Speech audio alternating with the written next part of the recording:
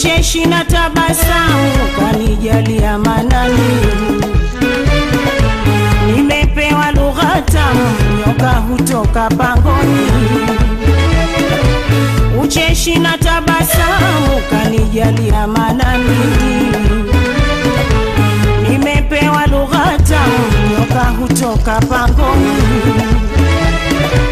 Sifa hizi ni muhimu na mengine ndani, wewe mkanga sumu kwako hazipatikani.